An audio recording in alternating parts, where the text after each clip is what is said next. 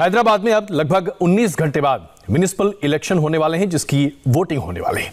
इस बार चुनाव में AIMIM के मुखिया असदुद्दीन ओवैसी समेत पार्टी के सभी वरिष्ठ नेताओं ने अपनी ताकत झोंकी है। यहां तक कि भारतीय जनता पार्टी के तो वरिष्ठतम नेताओं ने अपनी ताकत एक म्युनिसिपल इलेक्शन में झोंक दी है।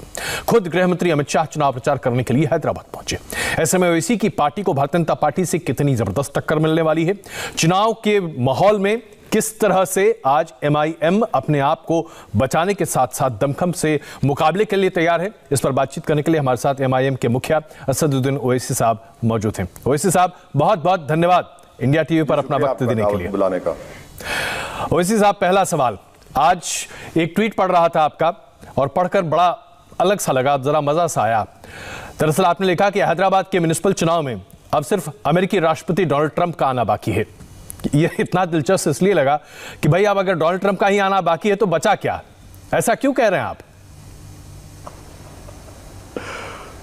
देखिए, ये तो मैंने एज अ टॉन्ट के तौर पर कहा कि इतने देश के सेंट्रल मिनिस्टर्स हैदराबाद में पैराशूट किए गए हैं कि एक के बाद एक गृह मंत्री भी आ गए, प्रधानमंत्री भी हैदराबाद आ गए। प्रधानमंत्री वैक्सीन की तैयारी देखने भारत बायोटेक गए थे। तो इसलिए मैंने कहा कि भाई डोनाल्ड ट्रंप को भी बुला लीजिए, क्योंकि वो भी आजकल पॉलिटिकली बेरोजगार हो चुके हैं और नरेंद्र मोदी ने अमेरिका जाकर अब की बार ट्रंप सरकार कहा तो बेचारे वो भी गड़े में गिर गए। तो इसीलिए मैंने टाउंट करने के लिए कहा। आप देखिए कि दिल्ली में किसान के ऊपर आप 8 डिग्री टेम्परेचर में सरकार उन पर पानी बरसा रही है और देश के गृह मंत्री और बीजेपी के प्रेसिडेंट हैदराबाद आकर इलेक्शन कैंपेन कर सकते हैं और दिल्ली में किसान प्रोटेस्ट नहीं कर सकता है। ये कितना कॉन्ट्रडिक्शन है, कितनी हिपोक्रेसी है, कितनी मुनाफिकत है इन लोगों की कि आप इलेक्शनिंग कर सकते हैं, रोड शो कर सकते हैं, जनता को एड्रेस कर सकते हैं और दिल्ली हमारा कैपिटल है और देश का वो किसान जो हम तमाम को खाना खिलाता है वो दिल्ली में प्रोटेस्ट नहीं कर सकता। बिल्कुल ओवैसी साहब, आपने किसानों का जिक्र किया है तो ये सवाल मौजूद हो जाता है कि जो किसान लगातार प्रदर्शन कर रहे हैं उनसे अब ये कहा जा रहा है कि 3 दिसंबर तक उनको इंतजार करना पड़ेगा। निर्धारित जगह पर अगर वो नहीं पहुंचते तब तक बातचीत नहीं शुरू हो सकती। हालांकि बातचीत की हर तरह की पैरोकारी की जा रही है, लेकिन 3 दिसंबर को आमतौर पर मुकर्रर डेट माना जा रहा है। तो क्या सरकार के इस रवैये को लेकर आपको लगता है कि सरकार इस पर भी राजनीति कर रही है? क्योंकि ऐसा लगता है कि डेट तय है, डेट आगे पीछे करने को सरकार तैयार नहीं है। देखिए, मैंने आपके पहले ही सवाल के जवाब में कहा कि जब देश के गृह मंत्री, देश के दीगर सेंट्रल मिनिस्टर्स हैदराबाद में एक म्युनिसिपल इलेक्शन में आकर कैंपेन कर सकते हैं तो क्या किसान जंतर मंतर पर जाकर क्यों नहीं धरना दे सकते? किस बुनियाद पर जब आप हैदराबाद में आकर इलेक्शनिंग के हिस्सा ले सकते तो देश का किसान क्यों नहीं जाकर प्रोटेस्ट कर सकता? और 3 दिसंबर की क्या बात है? क्या कोई मुहूर्त निकाला आपने किसी पंडित को पूछकर कि 3 तारीख को ही कुछ अच्छा नतीजा निकलेगा? अरे किसान है, आप बुलाइए उनको, बात करिए। बल्कि मैं तो आपके प्रोग्राम में देश के प्रधानमंत्री से रिक्वेस्ट करूंगा कि प्रधानमंत्री अपना दरियादिली का मुजाहरा करें, उन लोगों को बुलाए, उनके मुतालेबात, उनके कंसर्न्स को सुने और उसको हल करें। क्योंकि ये लोग तो जमीन पर पसीना बहाते हैं, मेहनत करते हैं, तभी तो देश खाना खाता है ना। बिल्कुल, अगर हम इन्हीं को ही नाराज कर देंगे, उन्हीं के इश्यूज को नजरअंदाज कर देंगे तो ये तो बहुत गलत है। इसमें कोई शक नहीं ओवैसी साहब, बहुत बड़ा मसला है ये। लेकिन आइए जरा वापस हैदराबाद चुनाव पर चलते हैं, क्योंकि अब बहुत कम घंटे बचे हैं उसमें। हैदराबाद चुनाव को देखते हुए गृह मंत्री जी का बयान जो था वो अपने आप में बड़ा दिलचस्प है। उन्होंने कहा कि मेयर भारतीय जनता पार्टी का ही बनेगा। उसके साथ साथ TRS के साथ जो आपकी पिंगे लड़ रही हैं, इसे लेकर भी उन्होंने टिप्पणी की। कहा कि आप दरअसल उनके साथ मिलकर गुपचुप डील कर रहे हैं। आप डील करने में माहिर हैं क्या? क्योंकि आपकी पार्टी को वोट कटवा के तौर पर लगातार देखा जाता है। तो क्या आप समझौता कर रहे हैं? क्या आप डील कर रहे हैं? ये गुपचुप क्यों करते रहते इतना सब कुछ आप? अब देखिए, मेरा हाल ऐसा है कि भारत की राजनीति में मुझे लैला बना दिया गया और सब लोग मेरे मजनू बने हुए हैं। बिहार में मुझे कांग्रेस ने कह दिया कि मैं बीजेपी से मिला हुआ हूं। अब यहाँ पर आप लोग कुछ और कह रहे हैं। यहाँ पर कांग्रेस का लीडर ये कहता है कि जहाँ MIM का कैंडिडेट नहीं, हमको दे दो आप। तो ऐसा है ना कि मेरा हाल तो हैदराबाद में एक कहावत है कि गरीब की जोरू सबकी भाभी, वो हाल करके रख दिए मेरा। पर देश जानता है, देश देख रहा है, मैं एक इंडिपेंडेंट पॉलिटिकल पार्टी हूं और हम इस इलेक्शन में हमारा किसी से कोई समझौता नहीं है, हम इंडिपेंडेंटली लड़ रहे हैं। मगर मैं आपको एक बात बता दूं कि इस चुनाव में जो हाइप बीजेपी का किया जा रहा है वो सिर्फ हाइप है, जमीन पर नहीं है। और कांग्रेस पार्टी का याद रखिए, एक भी म्युनिसिपल कॉर्पोरेटर नहीं जीतेगा कांग्रेस पार्टी का इस चुनाव में। बिल्कुल। ओवैसी साहब, जब भी चुनाव आते हैं आप और आपके उम्मीदवारों को राज्य में जाकर खड़ा होने का एक मौका मिल जाता है। जैसा कि हम बिहार की बात करें, वहां आपने 5 सीटें इस बार जीत ली। इसके पहले आपने उत्तर प्रदेश में भी किस्मत आजमाई थी। अब पश्चिम बंगाल को लेकर भी चर्चाएं हो रही हैं कि आप वहां पर भी खड़े हो रहे हैं। चाहे सत्तारूढ़ पार्टी हो या विपक्ष की पार्टी हो, जो तथाकथित तौर पर राष्ट्रीय पार्टियां हैं, उनका यह मानना है कि आप हर राज्य में जाकर वोट कटवा का काम करते हैं। आप लोगों के साथ हाथ मिला लेते हैं और दरअसल आप किसी की ए टीम या किसी की बी टीम बन जाते हैं। ये कब तक बनते रहेंगे ए टीम बी टीम आप? नहीं, मैं तो चाहूंगा कि वो अपनी बकवास करते रहें, इससे हमारे मकबूलियत में, पॉपुलैरिटी में इजाफा होगा जी। और लोग कन्विंस हो रहे हैं कि एमआईएम पार्टी ही बीजेपी के फाशिज्म और कम्युनलिज्म के एजेंडे को एमआईएम पार्टी मुकाबला भी कर सकती है और उनको रोक भी सकती है। ये अगर आप बंगाल में टीएमसी हमको कह रही है कि बी टीम है, तो बताइए कि फिर बंगाल में 18 एमपी बीजेपी कैसे जीत गई 2019 के चुनाव में? मैं तो एक सीट नहीं लड़ा जी। क्यों टीएमसी के बड़े बड़े नेता, वो जो सिंगूर का जो उनका नेता है, जिसको हम सिंगूर में हम गए थे उनके पास, वो इतनी बहादुरी से उस वक्त लेफ्ट फ्रंट के लोगों से मुकाबला किया, इतना बड़ा लीडर है, वो छोड़ के चला गया ममता को, तो क्या हमसे पूछ के गया वो?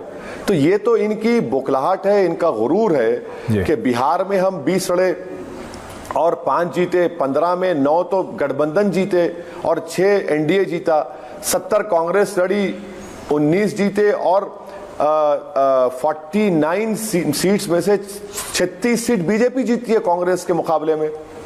तो ये तो अपनी गलती को देखना ही नहीं चाहते ना। इनकी गर्दन इतनी मोटी है कि इनको नीचे झुककर अपने जो बोलते हैं सेल्फ इंट्रोस्पेक्शन करना, अपनी गलतियों को सुधारना, वो तो उनमें है ही नहीं। तो इसलिए हर चीज का हमारे खाते में डालते रहिए, हमको कोई फर्क नहीं पड़ता। इल्जाम लगाइए, इल्जाम उसी पर लगता है जो सही काम कर रहा है।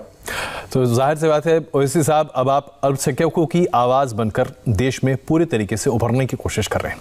अलग अलग जगहों पर यह प्रदर्शित भी हो रहा है। लोग आपकी बातों से बड़े पैमाने पर प्रभावित भी हैं, आकर्षित भी हो रहे हैं। ऐसे में आपके ऊपर जिन्ना, ये शब्द का इस्तेमाल बार बार किया जा रहा है। लोग कहते हैं कि आप जिन्ना के प्रतिरूप बनते चले जा रहे हैं। आप इस देश के मॉडर्न जिन्ना हैं। आप देश को विभाजन के रास्ते पर ले जा रहे हैं। विभाजनकारी ताकतों को आप मजबूत करते हैं। ये आरोप आपके ऊपर जो लगाए जा रहे हैं, कितने सही या कितना गलत? देखिए, मेरा सबसे बड़ा गुनाह यह है कि मेरे मरहूम वालिद ने और मेरी माँ ने मुझे, हमारे भाइयों को, हमको बहुत पढ़ाया लिखाया। मेरा सबसे बड़ा गुनाह यह है कि मैं लंदन जाकर लॉ की डिग्री लिया और लिंकन इन्न से बैरिट लॉ बना। और बीजेपी को और इन तमाम सो कॉल्ड सेकुलर पार्टीज को कोई ऐसा आदमी पसंद नहीं है जो पढ़ा लिखा हो। इनको ये चाहिए कि हम सिर्फ मुशायरा करें, बिरयानी खाएं, कव्वाली सुने, वाहवाह करते रहें और इनकी चमचागिरी करें, इनकी चापलूसी करें।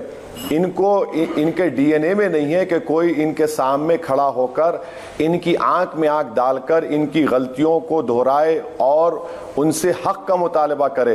तो इसीलिए ये लोग इस तरह की बकवास करते हैं। आप मेरी एक स्पीच बताइए, मैं हर स्पीच में भारत के संविधान पर, भारत की जमहूरियत को मजबूत करने की बात करता हूं और एक चौथी मर्तबा के एमपी हूं जो भारत के संविधान पर, अल्लाह के नाम पर ओत लिया हूं। आप मुझ पर अगर गाली दे रहे हैं तो भाई आप क्या पैगाम दे रहे हैं देश को? आप तो ये बता रहे हैं कि आपको कॉन्फिडेंस नहीं है उन तमाम लोगों पर। आप तो, ये आपका मैसेजिंग है जो इनके लिए गलत है। मगर मुझे कोई फर्क नहीं पड़ता। आप जो नाम से पुकारिए मुझे, इससे आपकी बोखलाहट और आपकी जहालत का ही इकरार होगा कि आपकी जो जहन में जो गंदगी है वो आपकी जबान से निकलता है, तो वो मुबारक हो उनको, उनकी गंदगी। ओवैसी साहब, दरअसल इस तरह के आरोप आपकी पार्टी के ऊपर और आपके ऊपर इसलिए भी लगाए जाते हैं क्योंकि अभी जैसे कि बिहार की विधानसभा का मसला देख लीजिए, शपथ ग्रहण समारोह के दौरान हिंदुस्तान की जगह भारत शब्द का इस्तेमाल एमआईएम के विधायक ने करने पर जोर दिया, उन्होंने सुझाव भी दिया, और जब इस पूरे मामले को देखा गया तो इस पर जबरदस्त बवाल भी मचा, लोगों ने कई तरह की बातें कही। इस तरह के बवाल क्यों मचाए जाते हैं? क्या आपको लगता है कि ये आपके लिए फायदेमंद है, या दरअसल आपको लगता है कि किसी भी तरीके से इस तरह का बखेड़ा खड़ा कर आपको, आपकी पार्टी को, आपकी सोच को एक डब्बे में बंद करने की कोशिश है? नहीं सर, आप मेरे को बताइए, आपने कभी संविधान पढ़ा? आपने? जी, पढ़ा है। संविधान आप जब पढ़ेंगे, इस प्रोग्राम के बाद संविधान पढ़ लीजिए और मुझे फौरन बुला लीजिए आप। संविधान में लफ्ज इंडिया भी और भारत भी है? जी। है ही नहीं है? बताइए। बिल्कुल है, भारत है। बिल्कुल है, तो इसमें गलती क्या की अख्तरुल ईमान ने? अख्तरुल ईमान ने तो संविधान की बात की और उस पर आप लोग आग बगोला हो गए, आसमान को सर पे उठा लिए। संविधान में लफ्ज इंडिया और भारत लिखा ही नहीं है। अगर अख्तरुल ईमान हमारे स्टेट प्रेसिडेंट ने कहा तो भाई संविधान की रोशनी में उन्होंने सही कहा है ना जी। अगर कोई इसका विवाद बना रहा है तो भाई वो तो जाहिल है, वो तो संविधान पढ़ा ही नहीं है, उसके दिमाग में एक फिक्स्ड आइडिया बैठा हुआ है एमआईएम के बारे में। अख्तरुल ईमान ने कहा कि भाई संविधान में भारत लिखा हुआ है, इंडिया लिखा हुआ है, तो मैं भारत को बोलूंगा जी। इसमें बुरी बात क्या है? संविधान में जब लफ्ज लिखा है तो जो लोग संविधान नहीं जानते, जो अनपढ़ है संविधान के मामले में, थम्स अप है, उनको पढ़ना चाहिए संविधान। और संविधान में अगर कोई संविधान के बरक्स कोई बात कर रहा है तो आप मुझे पूछिए, मुझसे सवाल करिए। अख्तरुल ईमान ने बिल्कुल सही कहा कि संविधान में भारत लिखा हुआ है, मैं लफ्ज भारत को इस्तेमाल करूंगा। ये तो खुश होना चाहिए सबको। अच्छा, ये बताइए, आपके ऊपर आरोप लगाए जाते हैं तरह तरह के, यहां तक कि गृह मंत्री जी वो ये कह गए कि अब आप बताइए कि रोहिंग्या मुसलमानों के बारे में आप लिखकर हलफनामा देने को तैयार हैं कि नहीं, क्योंकि जब भी कार्रवाई करने की बात आती है तो आप संसद में खड़े हो जाते हैं, आप उनके हिमायती बन जाते हैं, हंगामा करने लगते हैं। क्या गृह मंत्री जी के इस बयान से आप सहमत हैं? आप हंगामा करते हैं?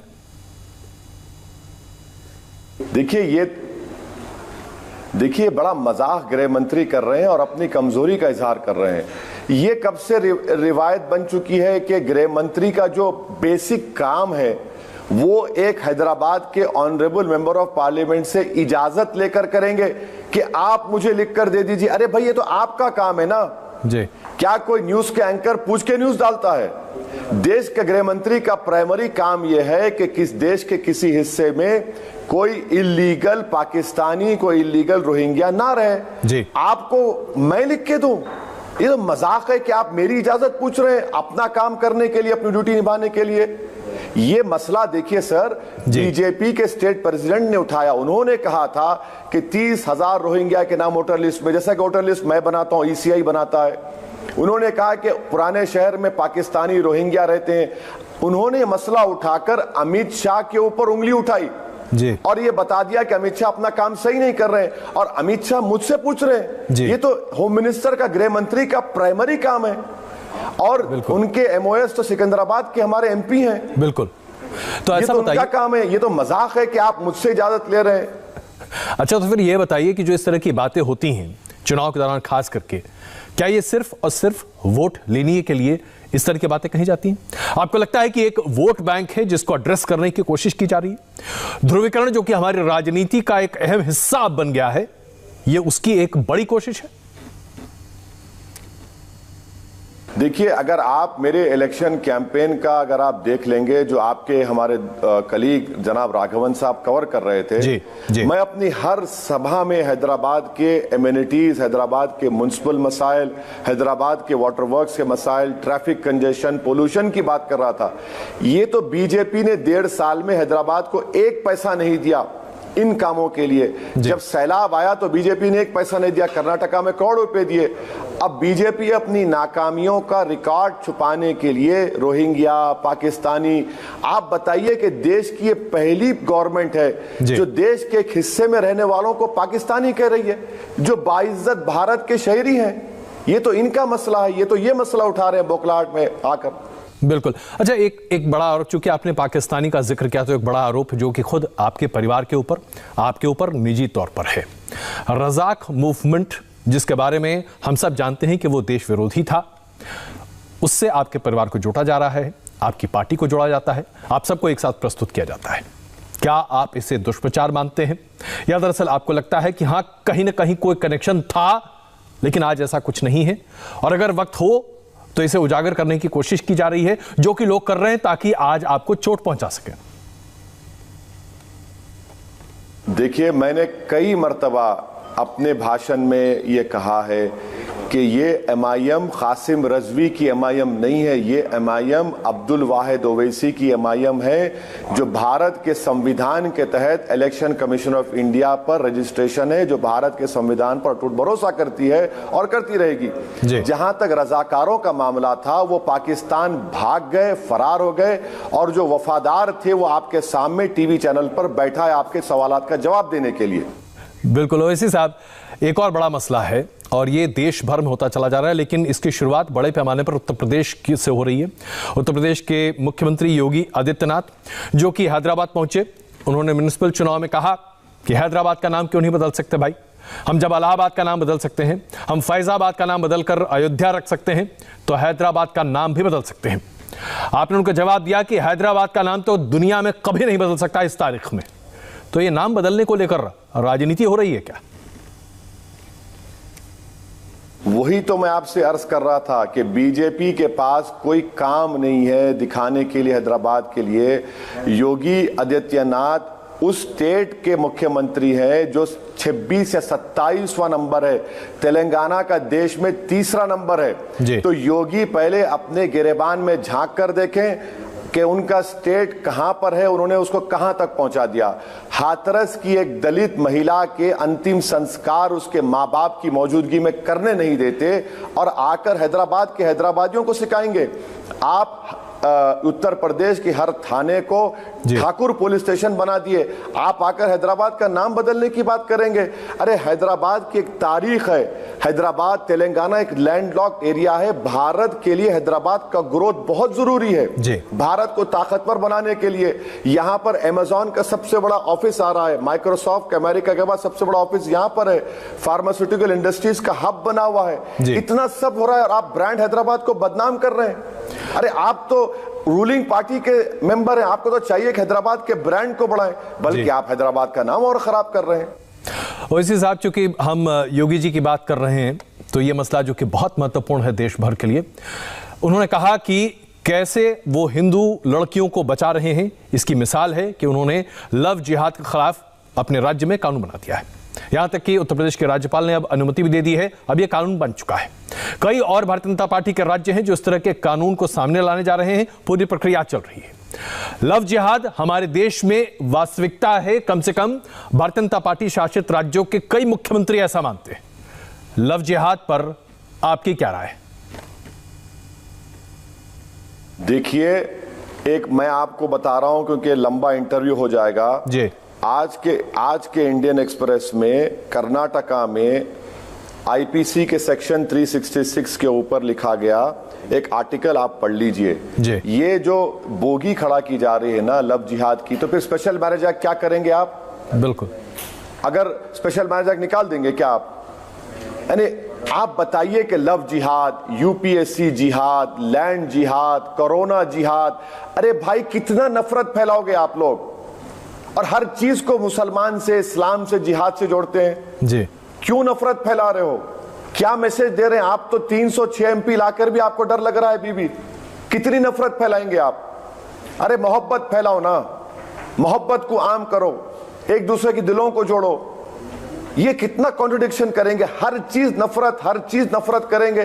कोरोना आया तो उसको मजहब से जोड़ दिए, यूपीएससी आया तो उसको जिहाद से जोड़ दिए, दिल्ली के राइट्स हुए तो लैंड जिहाद बोल दिए। क्या कहां लेकर जा रहे हैं बीजेपी वाले देश को?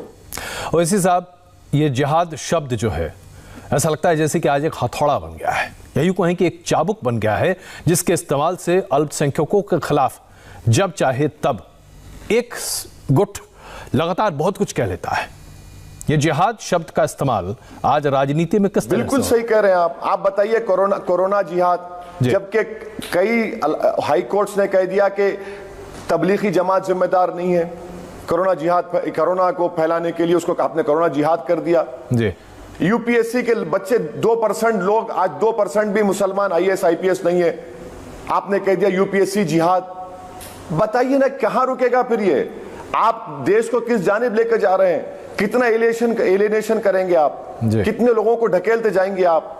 ये तो देश को चलाने वालों को सोचना पड़ेगा, जो दिल्ली में बैठे जो जिम्मेदार लोग हैं। आप खुद सोचिए कि आप जो करने से क्या मैसेज दे रहे हैं आप देश के जनता को और देश के माइनॉरिटीज को। ओवैसी साहब, आपके ऊपर बार बार यह आरोप लगाया जाता है और खास करके आपकी पार्टी के ऊपर भी कि आपकी शब्दावली कुछ ऐसे होती है जो कि विभाजनकारी होती है। कई बार आपके भाई अकबरुद्दीन ओवैसी साहब का हवाला भी दिया जाता है, उनके भाषणों का।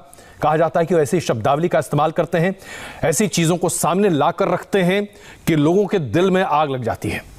आप सिर्फ अल्पसंख्यक अधिकारों की बातचीत करते हैं, आप देश को एकजुट होकर देखते नहीं हैं। आपके लिए देश की परिभाषा एक नहीं है। मैं आपके सवाल का जवाब मैंने 10 सेकंड में आप ये जो इल्जाम लगाते हैं उसको झूठ साबित करता हूं। अकबरुद्दीन ओवैसी ने तेलंगाना की असेंबली में पुराने शहर ओल्ड सिटी में महाकाली टेम्पल के डेवलपमेंट के लिए टीआरएस गवर्नमेंट से इस बात का डिमांड किया कि उसको 10 करोड़ रुपए दिए जाएं जी, ताकि वो टेम्पल का एक्सपेंशन हो सके, उसमें जो सहूलतें नहीं है मिल सके। आप बताइए, बीजेपी का एक एमएलए भी तेलंगाना की असेंबली में उस वक्त था, वो कभी मुंह खोलता ही नहीं बेचारा। जब अकबरुद्दीन ओवैसी एक महाकाली टेम्पल के लिए कह रहा है कि 10 करोड़ रुपए दो, फिर ये कहे का इल्जाम लगा रहे हम पर जी। अकबरुद्दीन ओवैसी स्कूल चलाते हैं ओल्ड सिटी में, जिसमें 8,500 बच्चे और बच्चियां फ्री में तालीम हासिल करते हैं। लॉकडाउन में अकबरुद्दीन ओवैसी ने अपने पैसों से 3 करोड़ के राशन बांटे, सब में, हिंदू मुसलमान में, किसी का मजहब नहीं पूछा। हैदराबाद में सैलाब आया तो अकबरुद्दीन ओवैसी ने 3 करोड़ की रिलीफ पार्टी, सब में हिंदू मुसलमान, किसका मजहब नहीं पूछा। मेडिकल कैंप चलाए, अपने जेब से दवाएं दी।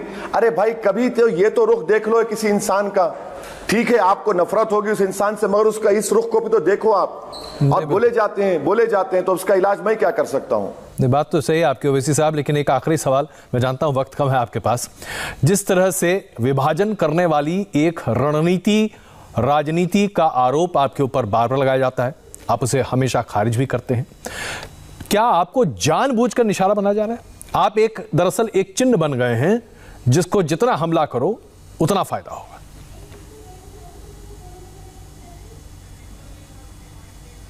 सर, हैदराबाद के म्युनिसिपल इलेक्शन में मेरे कॉन्स्टिट्यूंसी में एक पुराना पुल वार्ड है जी, मैंने 4थी मर्तबा राजमोहन को टिकट दिया, 3 मर्तबा मेरे पार्टी से जीता।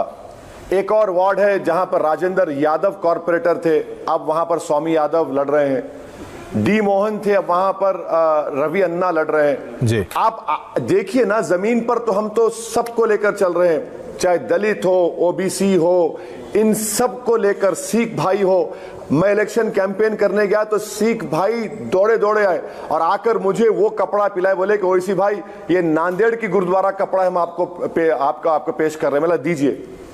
यही तो हम बता रहे हैं कि आपको देखना पड़ेगा जमीन पर हम जो काम कर रहे हैं, वो जो अनफॉर्चुनेट है कि देख नहीं पाते आप लोग दिल्ली में बैठकर। नहीं, ऐसा नहीं है ओवैसी साहब, देखते तो हम सब कुछ हैं, लेकिन जाहिर सी बात है, सवाल है तो आपसे पूछे भी जाते हैं। आपने इंडिया टीवी से बात की, अपना बहुमूल्य वक्त हमें दिया, बहुत बहुत धन्यवाद ओवैसी साहब, और बहुत शुभकामनाएं भी। Thank you. असदुद्दीन ओवैसी अभी आपके सामने, लगभग हर सवाल का जवाब उनका सामने था। उनका कहना है कि उन्होंने आज तक देश में विभाजनकारी राजनीति और रणनीति पर कभी काम नहीं किया। एक छोटा सा ब्रेक लेते हैं और ब्रेक के बाद 10 मिनट में 100 बड़ी खबरें।